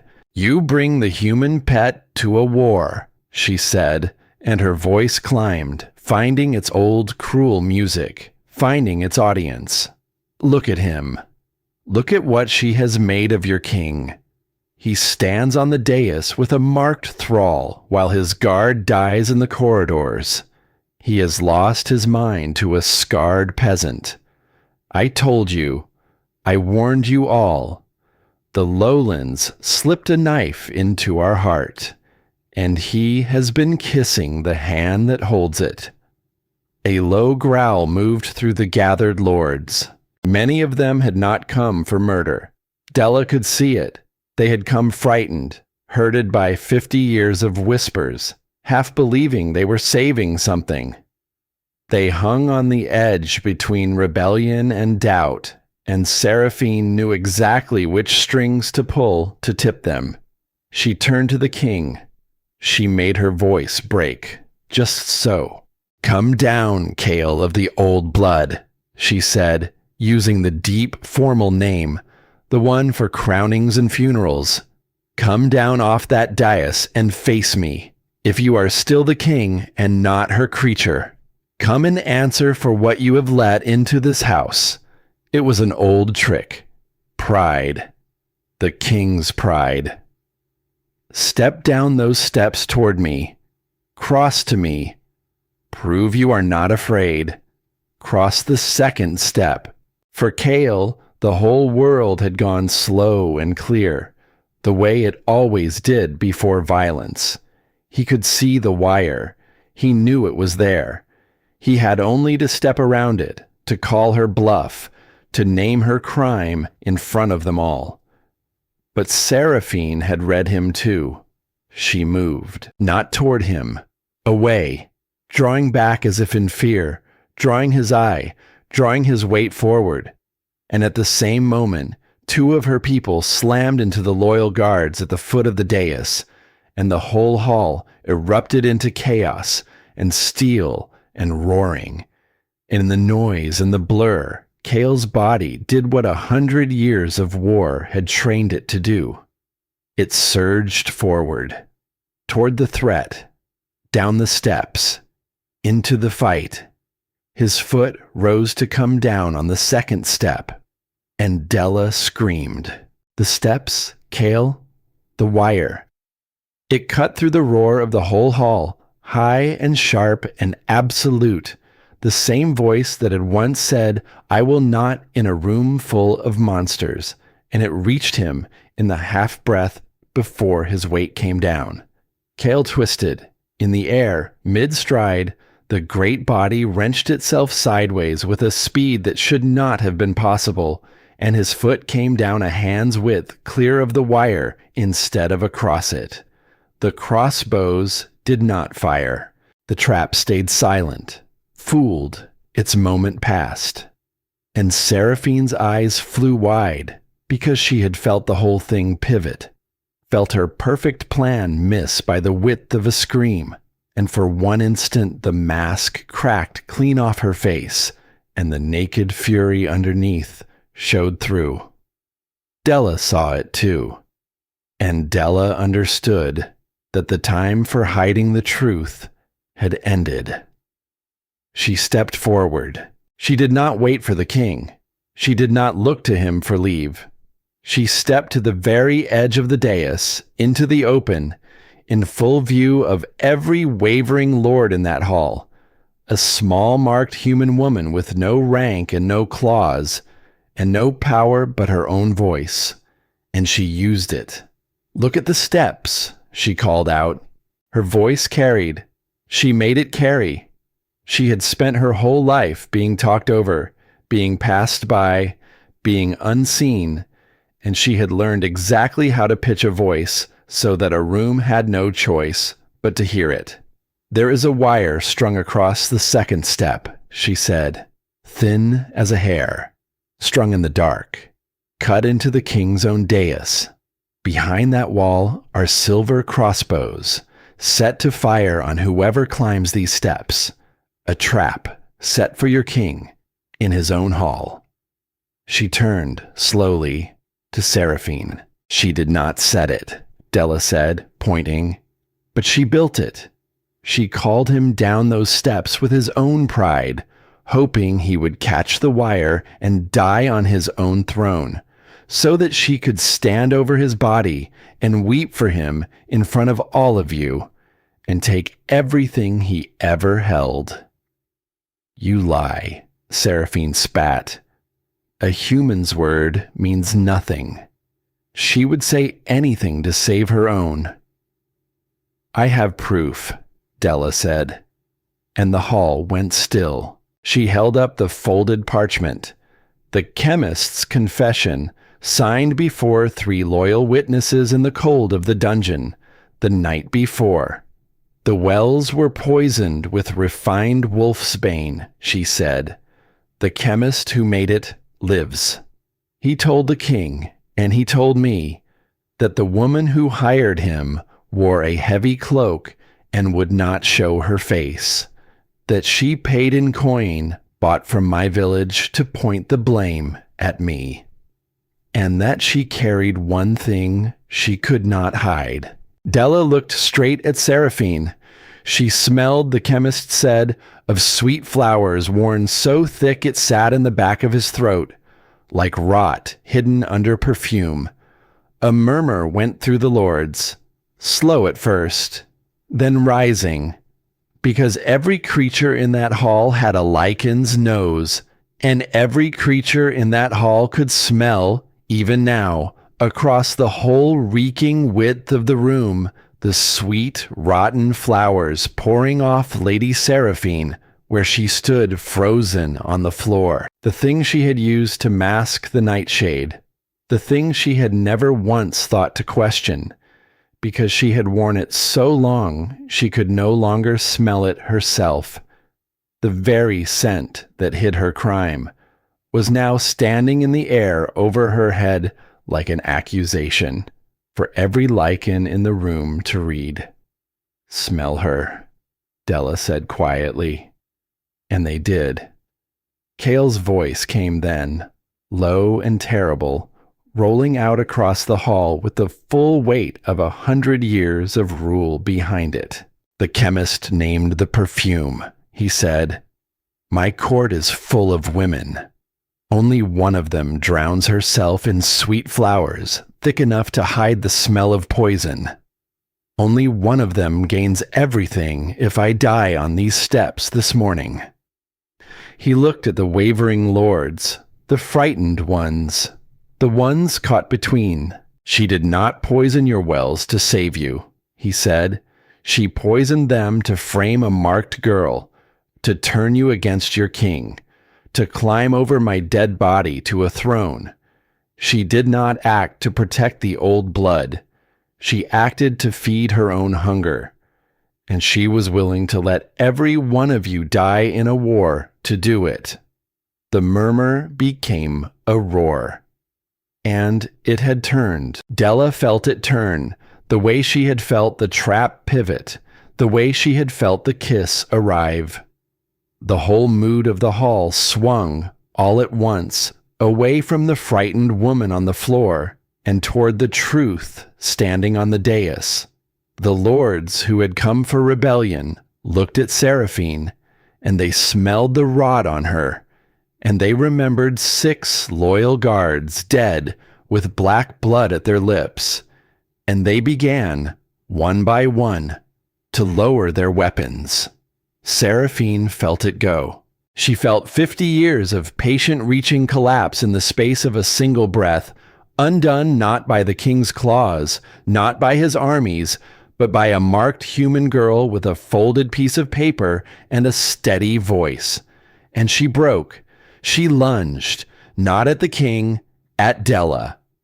The silver dagger flashed up, the lovely face twisted into something no longer beautiful at all, and she threw herself across the floor at the girl who had ruined her.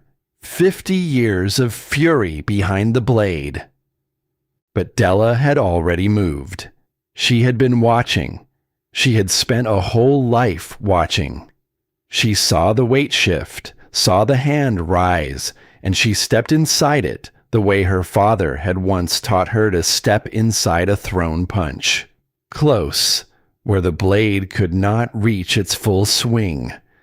And Cale was there. He always would be, now. He caught Seraphine's wrist mid-lunge, and with one brutal, precise motion, he turned it, and the silver dagger fell ringing to the stone, and he forced the high-born woman down onto her knees in front of the whole hall. On her knees. The very posture she had laughed at the humans for, the night of the tithe.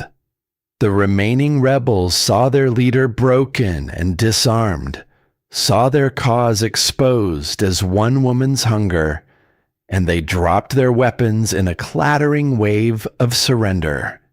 It was over. The coup that had been 50 years in the making had lasted less than an hour. "Kill her," Bram said from somewhere in the crowd, breathing hard, bloodied, his blade still in his hand. "Quietly, sire. End it in the dark, the way these things are always ended." And Della watched the king consider it. She watched the old way pull at him, the easy way, the silent way. One stroke, and the threat was gone, and no more need ever be said. "No," Della said. The hall turned to her again. "Not in the dark," she said. "Not quietly. That is how she wanted it done to your king, remember? In the dark, with no truth spoken. If we kill her in silence, then in a year the lords will whisper that maybe she was innocent. Maybe the human lied. Maybe the king covered a murder of his own." She shook her head. "Let her face open judgment," she said, "in the full light. Let the whole court hear the confession and smell the rot on her, and know exactly what she did and why. Let the truth be the thing that ends her, not a blade in a cell that no one ever speaks of again." She looked at Cale. "The lie nearly won by hiding," she said. "Do not let the truth hide now." Cale looked at her for a long moment, and then, slowly, he straightened. And he addressed the whole shattered, surrendered hall in a voice that left no room for argument. "She will be judged," he said, openly, "before this entire court. Every creature here will hear what she did, and why, and there will be no shadow left for a single whisper to hide in." He looked down at the woman kneeling at his feet. The rod of her perfume thick in the air, her 50-year reach finally, fully ended. "Take her," he said. They took her, and the great hall, full of the gathered lords of the old blood, full of the wounded and the surrendered and the frightened, stood in silence as a marked human girl from Cedar Hollow turned and met the eyes of her king. Not a thrall, not a pet, not a disease or a knife or a thing to be thrown away. The one who had found the trap in the dark. The one who had screamed the warning that saved his life. The one who had pulled the truth out of a dungeon and held it up so high that a whole court of monsters had no choice but to look at it. Della Mercer stood on the dais, and for the first time in that ancient hall, no one was looking down on her at all. The judgment came 3 days later. It was held in full light, in the open, exactly as Della had asked. The great hall was packed to the walls, every lord of the old blood, every loyal guard. The human thralls, too, for the first time in the memory of the keep, allowed to stand at the back and watch, because the king had ordered it so. Seraphine was brought out in chains. She did not weep this time. The mask was gone. There was nothing left to perform for. She stood in the center of the hall, stripped of her fine gowns, the sweet, rotten perfume scrubbed from her skin at last, and without it, she looked smaller, older, just a tired, frightened creature who had wanted a throne so badly she had been willing to drown a whole house in blood to reach it. The chemist spoke. He stood in the light and he told it all, his voice shaking, and there was no torturer near him and no blade at his throat. And that was the point. The truth, spoken freely, where everyone could hear. The confession was read. The poisoned wells were named. The 6 dead guards were named, each one, slowly, so that no creature in that hall could forget that they had been real, that they had had names. And then they smelled the truth of it, the way Lycans do, the certainty that sits under words. There was no shadow left for a whisper to hide in. Kale did not kill her. Della had asked for that too, in the quiet, the night before. Not mercy for Seraphine's sake, mercy for the keeps. A king who kills in the dark teaches his court to fear him, Della had said. A king who judges in the light teaches them to trust the truth. You have ruled by fear for 100 years, Kale. It has kept you alive, and it has kept you alone. Let this be the first thing you rule by something else. So Seraphine was not put to death. She was stripped of her name, her lands, her place among the old blood, cast out beyond the borders of the territory, to live what was left of her long life as exactly what she had tried to make of Della, a nothing, a creature with no rank and no house, and no one to bow to her. She would have a very long time to think about what she had thrown away. As they led her past the dais, she stopped.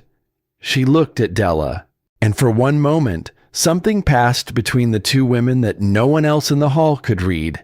Not hatred. Something stranger.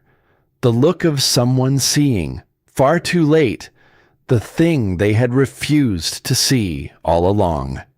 You were never the disease, Seraphine said. Her voice was hoarse, almost gone. I was, she said, all along. It was me. And then they led her out into the cold, and the doors closed behind her, and she was gone. The days that followed were quiet in a way the keep had not been in 100 years. The poison was cleared from the wells, the wounded healed. The frightened lords, who had come so close to a war they did not truly want, went home to their households, and many of them carried a new thing back with them, a thought they could not shake. They had watched a marked human girl find a trap they had missed, save the life of their king, and pull the truth out of the dark with nothing but a steady voice. It is a hard thing to keep believing a creature is less after you have watched her be more. Della felt the change in the way they looked at her. It did not happen all at once. Prejudice does not melt like spring snow. But it cracked. A guard who had sneered at her scar now stepped aside and inclined his head when she passed. A lord who had called her a thrall now sought her counsel, awkwardly, on a matter of the lower villages. The kitchen women, who had whispered to her in fear, now spoke to her with something closer to hope, and the scar at her collarbone, the pale crescent that had nearly gotten her killed, slowly stopped being the first thing anyone saw. But Della knew the truth of it.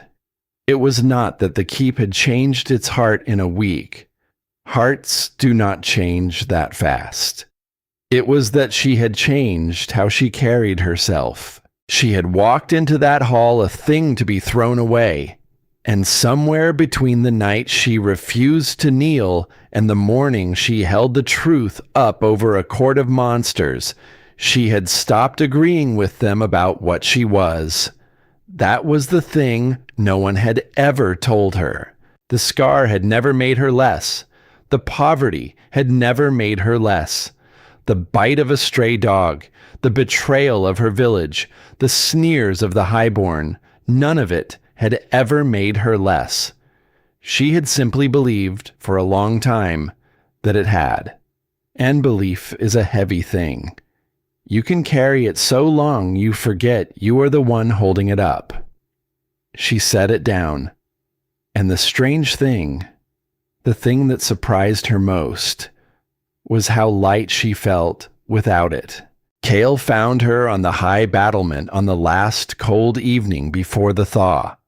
The same place she had stood that night, weeks ago, when she had told him the cold was real, and he had gone still as stone beside her. He came to her without a sound, the way he always did, and the storm and pine of him folded over the sharp, clean smell of the late snow.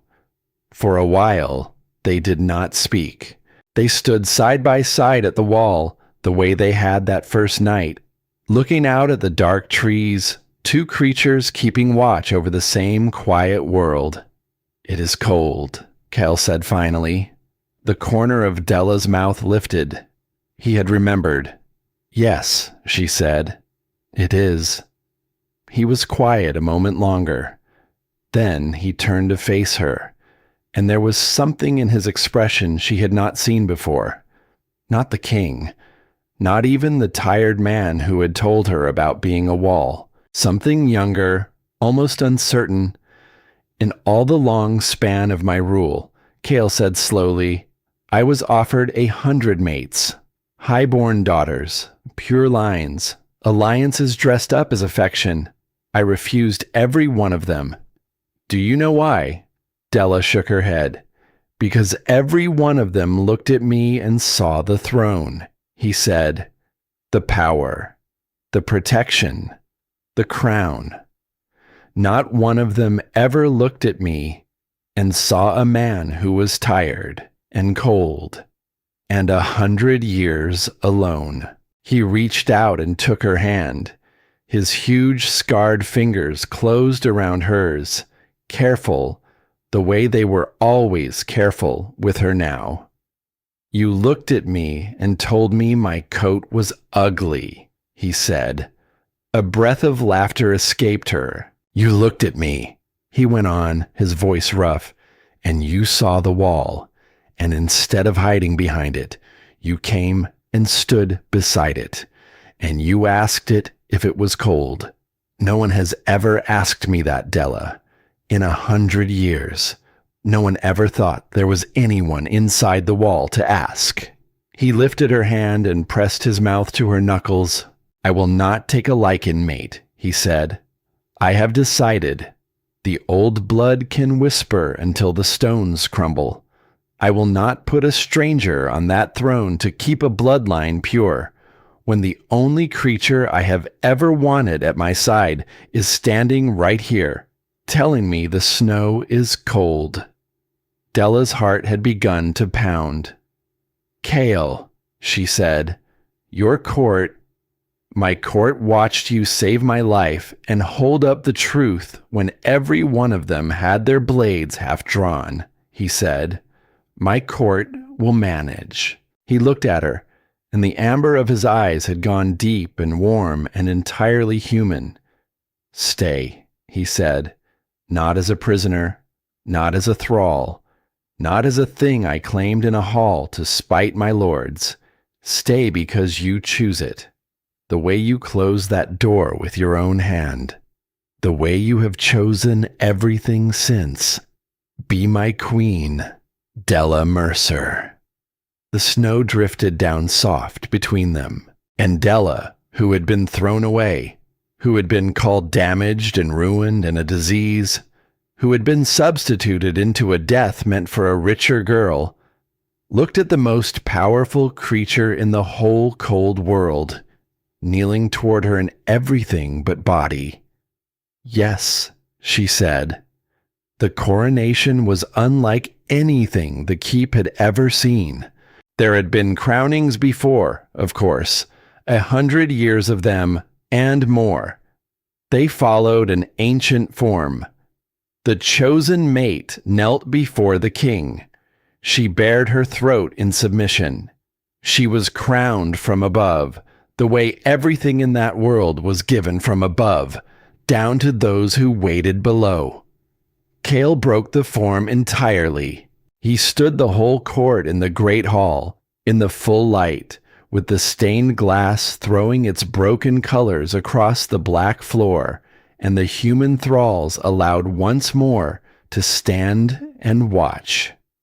And he did not make Della kneel. He brought her to the dais, and he turned her to face the gathered lords.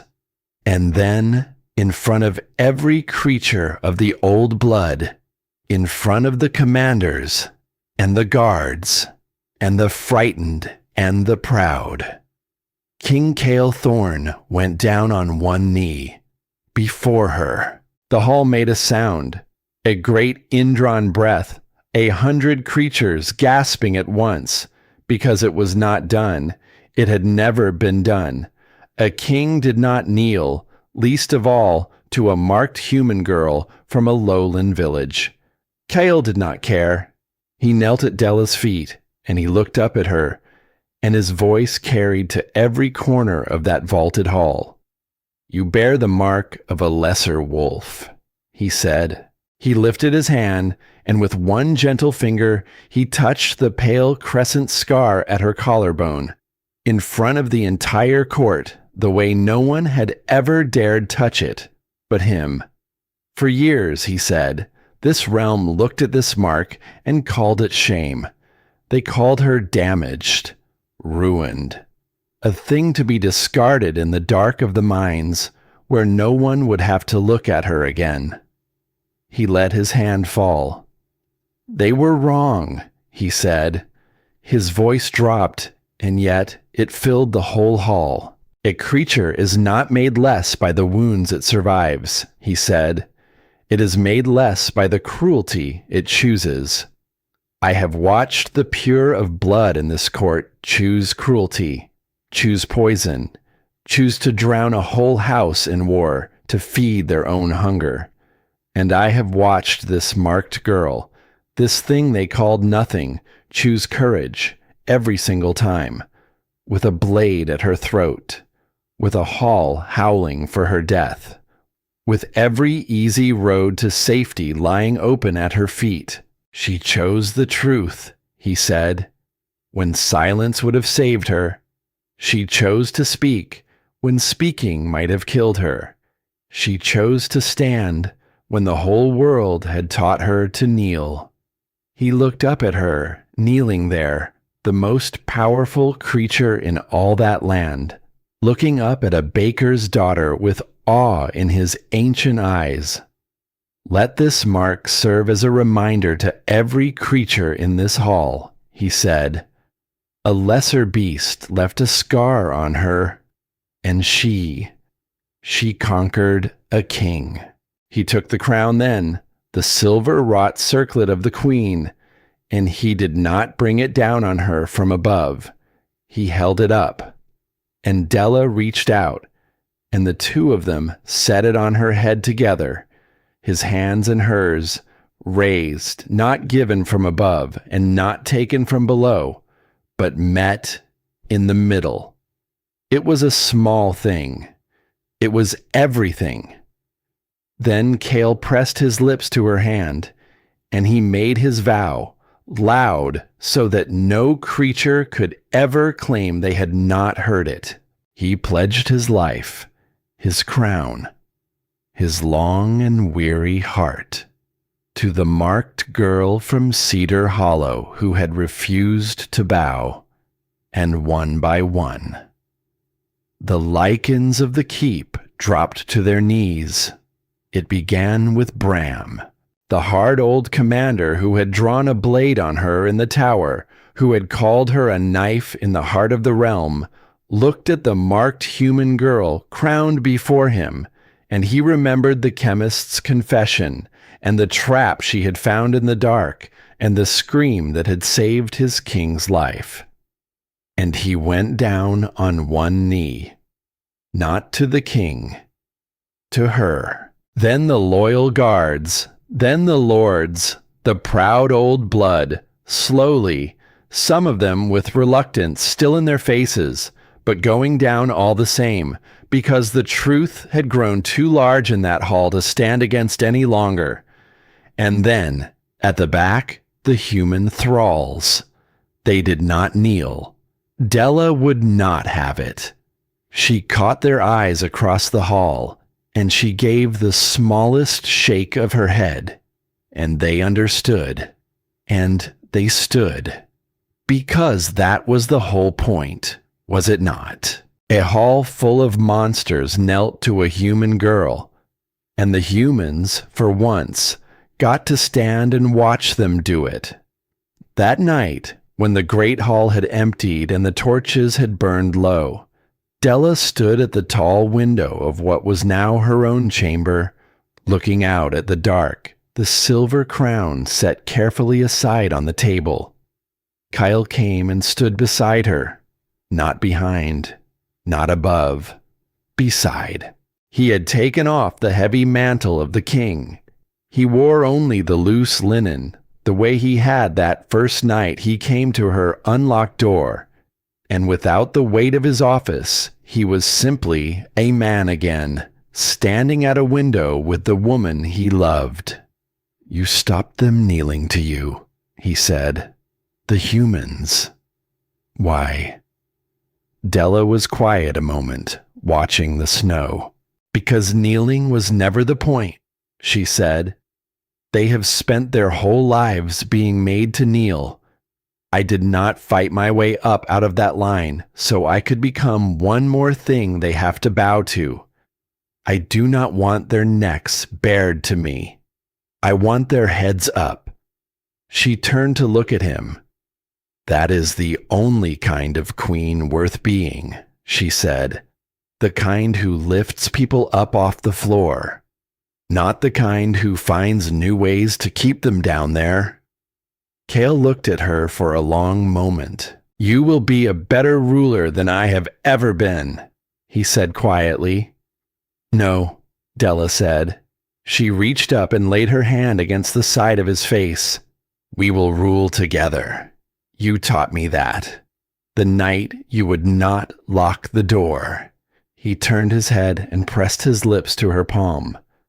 For a while they simply stood there, the two of them, in the warm quiet, the snow drifting past the glass. And Della felt the last of it let go. Not the scar. The scar would always be there, the pale crescent at her collarbone, the mark of a feral thing in the dark on the night her father died. She would carry it for the rest of her life. But it had changed.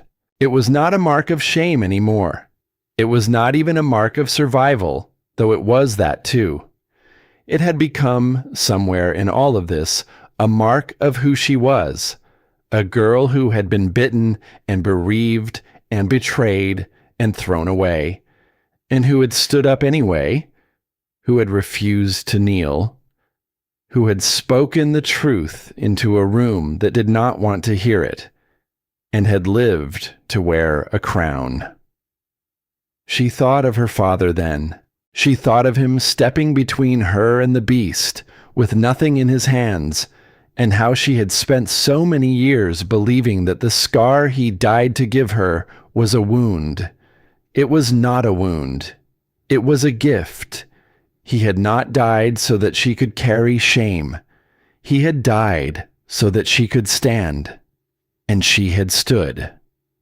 In the worst rooms, before the worst creatures, with everything to lose, she had stood, and she had spoken, and she had not let the lie win by hiding. That was what he had given her, not a scar, a voice, the courage to use it. Somewhere out beyond the dark trees, the old world went on turning. Villages that still sold their poor, courts that still judged by blood. But not this hall. Not tonight. Tonight a king who had ruled by fear for 100 years had knelt to the truth, and a girl they once threw away had been the one to teach him how. "Are you cold?" Cale asked softly, his arm coming around her at last, drawing her into the warmth of him. Della leaned into the great solid heat of the man who had once been a monster, and looked out at the falling snow, and smiled. "No," she said, "not anymore." And outside the tall windows, the snow kept falling, soft and endless over the dark trees, covering the old cold world in something clean and new, while inside, a baker's daughter who had once been thrown away stood beside her king as an equal, crowned not for her blood and not in spite of her scar, but for the one thing no one had ever been able to take from her, the courage to stand and to say, "No."